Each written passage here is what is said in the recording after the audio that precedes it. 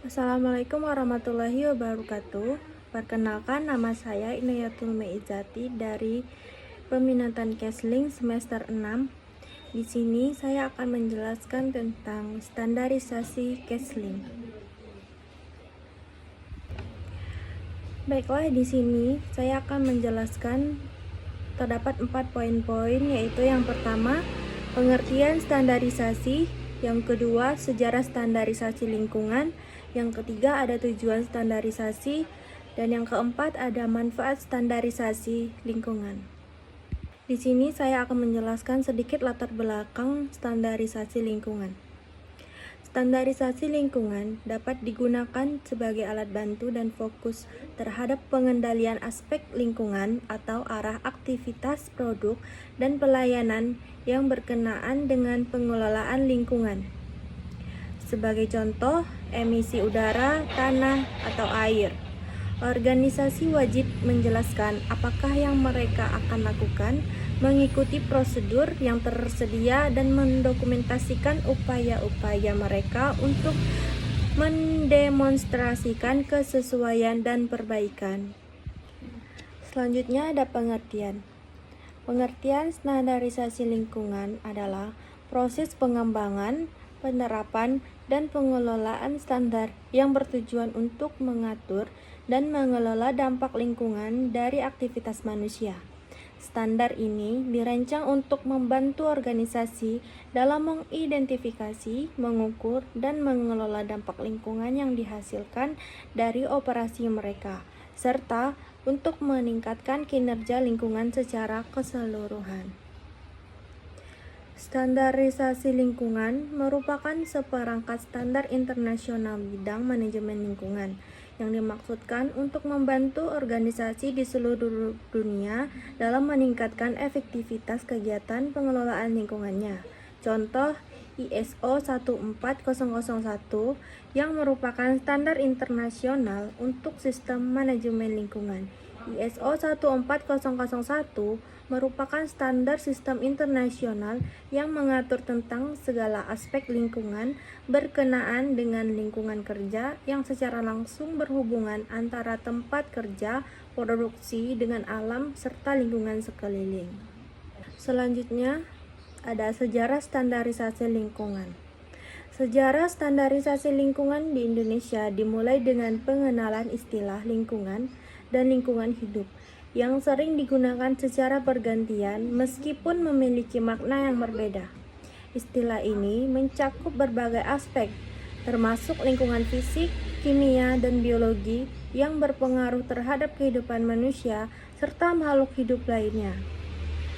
Masalah lingkungan seringkali muncul akibat ketidakseimbangan antara komponen-komponen lingkungan, terganggunya fungsi-fungsi komponen tersebut, atau ketidakmampuan komponen untuk berfungsi secara normal. Dalam konteks ini, pengelolaan lingkungan menjadi sangat penting dan tidak dapat dipisahkan dari aspek hukum, yang mendorong pengembangan hukum di lingkungan sebagai respon terhadap meningkatnya kesadaran akan perlunya perlindungan lingkungan. Pada tahun 1960-an, pengelolaan lingkungan mulai terorganisir dengan lebih baik, seiring dengan munculnya berbagai hukum dan kebijakan yang ditujukan untuk mengatasi masalah pencemaran yang semakin meningkat. Pada tahun 1970-an dan 1980-an, banyak hukum dan kebijakan baru yang diimplementasikan sebagai reaksi terhadap isu-isu lingkungan yang mendesak. Dalam konteks global, gerakan untuk memberikan perhitungan lebih pada lingkungan hidup semakin kuat, yang berujung pada pengembangan cabang hukum baru yang dikenal sebagai hukum lingkungan. Memasuki tahun 1990-an, standarisasi lingkungan mulai berkembang pesat, didorong oleh organisasi internasional seperti ISO atau International Organization for Standardization. ISO memperkenalkan ISO 1400 series yang merupakan seperangkat standar internasional yang dirancang untuk membantu organisasi di seluruh dunia dalam meningkatkan efektivitas pengelolaan lingkungan mereka. Standar ini memberikan kerangka kerja bagi organisasi untuk mengintegrasikan praktik pengelolaan lingkungan yang baik ke dalam operasi mereka. Di Indonesia, analisis mengenai dampak lingkungan atau AMDAL menjadi salah satu instrumen penting dalam menilai dampak lingkungan dari proyek pembangunan. AMDAL diwajibkan untuk mendapatkan izin dalam kegiatan pembangunan sehingga memastikan bahwa dampak lingkungan dipertimbangkan sejak tahap perencanaan.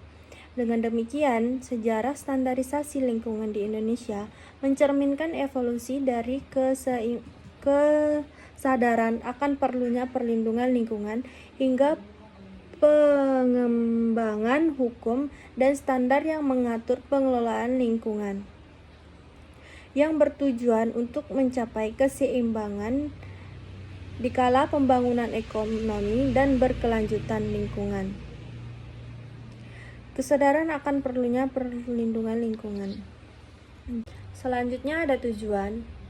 Tujuan diadakannya standarisasi lingkungan di Indonesia yaitu dapat membantu organisasi mengurangi efek negatif terhadap lingkungan, baik darat, air, ataupun udara atas seluruh operasional yang mereka jalankan. Selain itu, tujuan dari standarisasi lingkungan dapat membantu organisasi dalam rangka mentaati seluruh aturan tentang lingkungan yang berlaku, regulasi ataupun persyaratan lain berkait dengan lingkungan.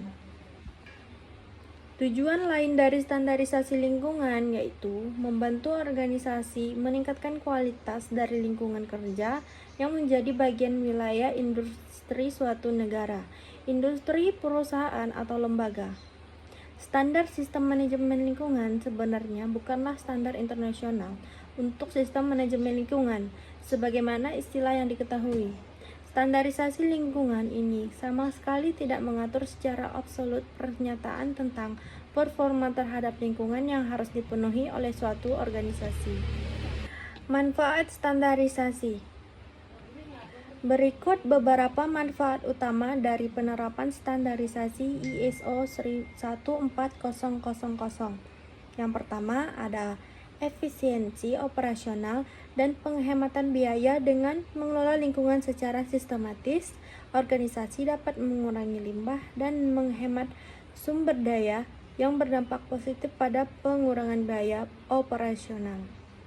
Yang kedua ada meningkatnya reputasi. ISO 14000 membantu meningkatkan citra perusahaan sebagai organisasi yang bertanggung jawab terhadap lingkungan, yang meningkatkan kepercayaan konsumen.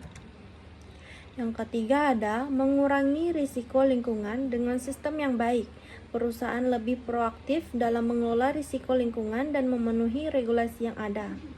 Yang keempat ada kepercayaan pelanggan dan pemangku kepentingan. Organisasi yang menerapkan standar ini menunjukkan komitmen terhadap lingkungan yang berkontribusi pada kepercayaan yang lebih besar dari pelanggan dan mitra bisnis.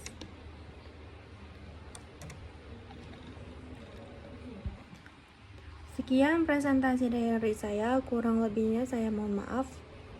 Wabillahi taufiq wal hidayah. Wassalamualaikum warahmatullahi wabarakatuh.